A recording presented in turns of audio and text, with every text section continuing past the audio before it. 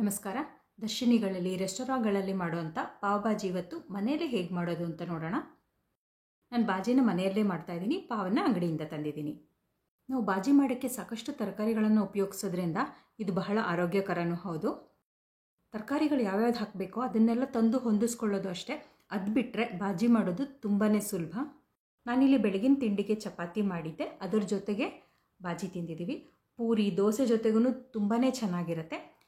ಸಂಜೆಗೆ ಬಾಜಿನ ಪಾವ್ ಜೊತೆ ತಿಂದಿದ್ದೀವಿ. ನೋಡಿ, ನಾನಿಲ್ಲಿ ಇದಿಷ್ಟು ತರಕಾರಿಗಳನ್ನು ಬಾಜಿ ಮಾಡೋಕ್ಕೆ ಉಪಯೋಗಿಸ್ತಾ ಇದ್ದೀನಿ. ಇಲ್ಲಿ ನಿಮ್ಗೆ ಯಾವುದಾದ್ರೂ ಬೇಡ ಅಂದರೆ ಅದನ್ನು ಬಿಟ್ಟು ಬೇರೆ ಇನ್ಯಾವುದಾದ್ರೂ ತರಕಾರಿ ಹಾಕಬೇಕು ಅಂದರೆ ಅದು ಆ ರೀತಿಯೂ ಮಾಡ್ಕೊಳ್ಬಹುದು. ನಾನು ಹೂಕೋಸು, ಆಲೂಗಡ್ಡೆ, ಟೊಮ್ಯಾಟೊ, ಬೀಟ್ರೂಟು, ದಪ್ಪಮೆಣಸಿನ್ಕಾಯಿ, ಈರುಳ್ಳಿ ಮತ್ತು ಒಂದು ಸ್ವಲ್ಪ ಒಣ ಬಟಾಣಿನ ನೆನೆಸಿಟ್ಕೊಂಡಿದ್ದೀನಿ. ಇದಿಷ್ಟು ತರಕಾರಿಗಳನ್ನು ನಾನು ಉಪಯೋಗಿಸ್ತಾ ಇದ್ದೀನಿ. ಹಸಿ ಬಟಾಣಿ ಕಾಲದಲ್ಲಿ ಹಸಿ ಬಟಾಣಿನೇ ಉಪಯೋಗಿಸ್ಕೊಳ್ಬಹುದು. ನಾನಿಲ್ಲಿ 2 ಆಲೂಗಡ್ಡೆ ತೊಗೊಂಡಿದ್ದೀನಿ. ಸಿಪ್ಪೆ ತೆಗೆದುಬಿಟ್ಟು ದೊಡ್ಡದಾಗಿ ಹೆಚ್ಚಿಟ್ಕೊಳ್ತೀನಿ. ಇಲ್ಲಿ ನೀವು ಬೇರೆ ಯಾವ ತರಕಾರಿನ ಬಿಟ್ಟು ಇನ್ನೊಂದು ಹಾಕಿದ್ರೂ ಸರಿ, ಆಲೂಗಡ್ಡೆ ಮಾತ್ರ ಹಾಕಲೇಬೇಕು.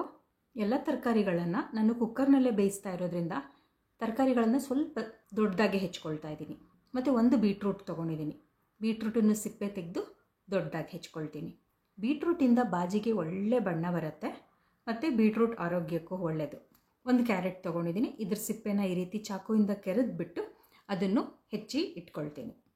ಮತ್ತು 1 ದಪ್ಪ ಮೆಣಸಿನ್ಕಾಯಿ ತೊಗೊಂಡಿದ್ದೀನಿ. ಅರ್ಧ ದಪ್ಪ ಮೆಣಸಿನ್ಕಾಯಿನ ಹೆಚ್ಚಿಬಿಟ್ಟು ನಾನಿಲ್ಲಿ ಬೇಯಕ್ಕೆ ಹಾಕ್ತೀನಿ.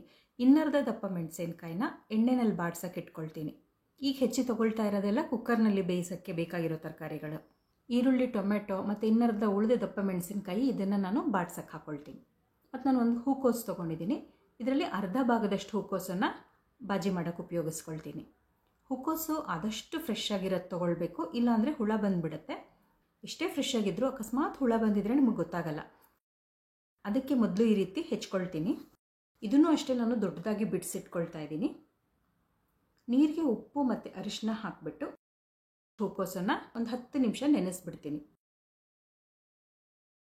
ಹೂಕೋಸಿನಿಂದ ಯಾವುದೇ ಅಡುಗೆ ಮಾಡಿದ್ರೂ ಈ ರೀತಿ ಉಪ್ಪು ಅರಿಶಿನ ಹಾಕಿ ನೀರಲ್ಲಿ ನೆನೆಸಿ ಮಾಡೋದು ಉತ್ತಮ. ಆವಾಗ ಹೂಕೋಸು ಪೂರ್ತಿ ಕ್ಲೀನ್ ಆಗುತ್ತೆ. ಈಗ ಒಂದು 10 ನಿಮಿಷ ಆಗಿದೆ. ಅರ್ಧ ಭಾಗದಷ್ಟು ಹೂಕೋಸನ್ನು ತೊಗೊಳ್ತೀನಿ ನಾನಿಲ್ಲಿ. ಇದಿಷ್ಟು ತರಕಾರಿಗಳನ್ನು ನಾನೀಗ ಕುಕ್ಕರ್ಗೆ ಹಾಕ್ತಾಯಿದ್ದೀನಿ. ನಾನು ಬಾಜಿಲಿ ಸ್ವಲ್ಪ ಜಾಸ್ತಿನೇ ಮಾಡ್ತಾಯಿದ್ದೀನಿ. ಈ ಬಾಜಿನ ಪಾವ್ ಜೊತೆ ತಿನ್ನೋದಲ್ಲದೆ ಚಪಾತಿ ಜೊತೆಗೂ ತಿನ್ನಬಹುದು. ತಿಂಡಿಗೆ ನಾನು ಚಪಾತಿ ಮಾಡ್ತಾಯಿದ್ದೀನಿ. ಅದರ ಜೊತೆಗೆ ಈ ಬಾಜಿ ತುಂಬಾ ಚೆನ್ನಾಗಿರುತ್ತೆ. ಮತ್ತಿದಕ್ಕೆ ನೆನೆದ ಬಟಾಣಿ ಹಾಕ್ತಾಯಿದ್ದೀನಿ. ಮತ್ತು ಬೇಯಕ್ಕೆ ಬೇಕಾದಷ್ಟು ನೀರು ಹಾಕ್ತಿದ್ದೀನಿ. ಈ ತರಕಾರಿಗಳೆಲ್ಲ ಮುಳುಗೋಷ್ಟು ನೀರು ಹಾಕಿದ್ರೆ ಸಾಕು. ಮತ್ತು 1 ಪಲಾವ್ ಎಲೆ ಹಾಕ್ತೀನಿ.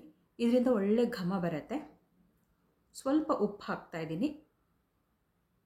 ಮತ್ತು ಕುಕ್ಕರ್ನ ಮುಚ್ಚಳ ಮುಚ್ಚಿಟ್ಬಿಟ್ಟು 2 ಕೂಗು ಕೂಗಿಸ್ಕೊಳ್ತೀನಿ. ಮತ್ತು ಇದನ್ನು ಮೆತ್ತಗೆ ಬೇಯಿಸ್ಕೊಳ್ಬೇಕು. ತುಂಬ ಒಂದು 4-5 ಕೂಗು ಕೂಗಿಸಿ ಅತಿಯಾಗಿ ಮೆತ್ತಗೆ ಬೇಯಿಸೋ ಅವಶ್ಯಕತೆ ಇಲ್ಲ. ನಾನಿಲ್ಲಿ 2 ಈರುಳ್ಳಿ ತೊಗೊಂಡಿದ್ದೀನಿ. ಬಾಜಿಗೆ ಆದಷ್ಟು ಈರುಳ್ಳಿನ ಸಣ್ಣದಾಗಿ ಹೆಚ್ಕೊಳ್ಬೇಕು. ನಾನಿಲ್ಲಿ ವೆಜಿಟೇಬಲ್ ಚಾಪರ್ ಉಪಯೋಗಿಸ್ಬಿಟ್ಟು ಸಣ್ಣದಾಗಿ ಹೆಚ್ಕೊಳ್ತೀನಿ. ಅದಕ್ಕೆ ಮೊದಲು ಈ ರೀತಿ ದೊಡ್ಡದಾಗಿ ಹೆಚ್ಚಿಬಿಟ್ಟು ಚಾಪರ್ಗೆ ಹಾಕಿ ನಾನು ಹೆಚ್ಕೊಳ್ತೀನಿ. ಹೆಚ್ಚಿದಾದಮೇಲೆ ಇದನ್ನು ತೆಗೆದು ಒಂದು ಬಟ್ಲಲ್ಲಿ ಇಟ್ಕೊಳ್ತೀನಿ. ಈಗ ಅರ್ಧ ದಪ್ಪ ಮೆಣಸಿನ್ಕಾಯಿ ಬೇಯಕ್ಕೆ ಹಾಕಿದ್ನಲ್ಲ, ಇನ್ನುಳಿದ ಅರ್ಧ ದಪ್ಪ ಮೆಣಸಿನ್ಕಾಯಿನೂ ಸಣ್ಣದಾಗಿ ಹೆಚ್ಚಿಬಿಟ್ಟು ಇಟ್ಕೊಳ್ತೀನಿ. ಮತ್ತು 2 ಹುಳಿ ಟೊಮೆಟೊ ತೊಗೊಂಡಿದ್ದೀನಿ.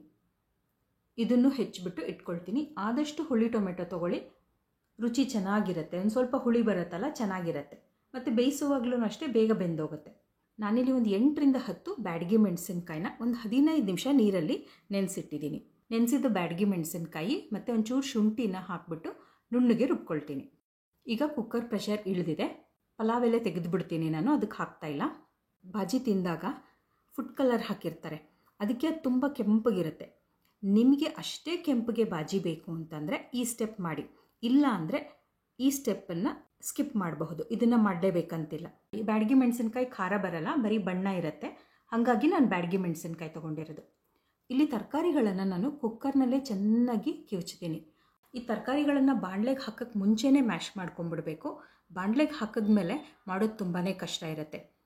ನಾವಿಲ್ಲಿ ಬೀಟ್ರೂಟು ಮತ್ತು ಕೆಂಪು ಮೆಣಸಿನ್ಕಾಯಿ ಪೇಸ್ಟ್ ಹಾಕೋದ್ರಿಂದ ಸಹಜವಾಗಿ ಕೆಂಪು ಬಣ್ಣ ಬರುತ್ತೆ. ನಾನು ತರಕಾರಿಗಳನ್ನ ಇಲ್ಲಿ ಪೂರ್ತಿ ಪಿತ ಅನ್ನೋ ರೀತಿ ಮ್ಯಾಶ್ ಮಾಡ್ತಾ ಇಲ್ಲ. ಬಟಾಣಿ, ಕ್ಯಾರೆಟ್ ಒಂದು ಸ್ವಲ್ಪ ಸ್ವಲ್ಪ ಬಾಯಿಗೆ ಸಿಗೋ ಥರ ಇರಲಿ ಅಂತ. ಇದನ್ನು ಪೂರ್ತಿ ಮ್ಯಾಶ್ ಮಾಡ್ಕೊಳ್ಳೋಕ್ಕೆ ಒಂದು 5-6 ನಿಮಿಷನೇ ಬೇಕಾಗುತ್ತೆ. ಈಗ ಬಾಣಲೆಗೆ ಬೆಣ್ಣೆ ಹಾಕ್ತಾಯಿದ್ದೀನಿ. ಬೆಣ್ಣೆ ನಿಮ್ಗೆ ಎಷ್ಟು ಬೇಕೋ ನೋಡಿಕೊಂಡು ಅಷ್ಟು ಹಾಕಬಹುದು. ಬೇಕಾದ್ರೆ ಒಂದು ಸ್ವಲ್ಪ ಜಾಸ್ತಿ ಹಾಕಿದ್ರೂ ಚೆನ್ನಾಗಿರುತ್ತೆ. ಮತ್ತು ಇಲ್ಲಿ ಬೆಣ್ಣೆನಲ್ಲಿ ಮಾಡಿದ್ರೆ ರುಚಿ ಜಾಸ್ತಿ. ಬೆಣ್ಣೆ ಕರಗ್ತಿದ್ದ ಹಾಗೆ ಸ್ವಲ್ಪ ಜೀರಿಗೆ ಹಾಕ್ತಾಯಿದ್ದೀನಿ ಮತ್ತು ಹೆಚ್ಚಿಟ್ಕೊಂಡಿರೋ ಈರುಳ್ಳಿ ಹಾಕ್ತೀನಿ. ನಾನಿಲ್ಲಿ ಪೂರ್ತಿ ಈರುಳ್ಳಿ ಹಾಕ್ತಾಯಿಲ್ಲ, ಒಂದು ಸ್ವಲ್ಪ ಉಳಿಸ್ಕೊಳ್ತೀನಿ. ಪಾವ್ ಭಾಜಿ ತಿನ್ನುವಾಗ ಬಾಜಿ ಮೇಲೆ ಹಾಕ್ಕೊಂಡು ತಿನ್ನಕ್ಕೆ ಬೇಕಾಗತ್ತೆ. ಅದಕ್ಕೆ ಈಗ ಈರುಳ್ಳಿನ ಬಾಡಿಸ್ಕೊಳ್ಬೇಕು. ಒಂದು ಸ್ವಲ್ಪ ಬಾಡಿಸಿದ್ದಾದಮೇಲೆ ಸಣ್ಣದಾಗಿ ಹೆಚ್ಚಿರೋ ಹಸಿಮೆಣಸಿನ್ಕಾಯಿ ಹಾಕ್ತಾಯಿದ್ದೀನಿ. ಈರುಳ್ಳಿ ಬಾಡಿಸಿದ್ದಾದಮೇಲೆ ಸಣ್ಣದಾಗಿ ಹೆಚ್ಚಿರೋ ದಪ್ಪ ಮೆಣಸಿನ್ಕಾಯಿ ಹಾಕ್ತೀನಿ. ಇದನ್ನು ಒಂದು 2 ನಿಮಿಷ ಬಾಡಿಸ್ಕೊಳ್ಬೇಕು. ಈಗ ದಪ್ಪ ಮೆಣಸಿನ್ಕಾಯಿ ಬಾಡಿಸಿದ್ದಾದಮೇಲೆ ಹೆಚ್ಚಿದ ಟೊಮೆಟೊ ಹಾಕ್ತೀನಿ. ಸ್ವಲ್ಪ ಉಪ್ಪು ಹಾಕಿ ಟೊಮೆಟೊನ ಮೆತ್ತಗಾಗೋವರೆಗೂ ಬಾಡಿಸ್ಕೊಳ್ಬೇಕು. ಉಪ್ಪು ಹಾಕೋದ್ರಿಂದ ಟೊಮೆಟೊ ಬೇಗ ಬೇಯುತ್ತೆ. ಈಗ ಟೊಮೆಟೊ ಒಂಚೂರು ಬೆಂದ ಮೇಲೆ ಅಚ್ಕಾರದ ಪುಡಿ ಹಾಕ್ತಾಯಿದ್ದೀನಿ, ಮತ್ತು ಪಾವ್ ಭಾಜಿ ಮಸಾಲ ಮತ್ತು ಆಮ್ಚೂರು ಪುಡಿ ಹಾಕ್ತಾಯಿದ್ದೀನಿ, ಧನಿಯಾ ಪುಡಿ, ಕಸೂರಿ ಮೇಥಿ.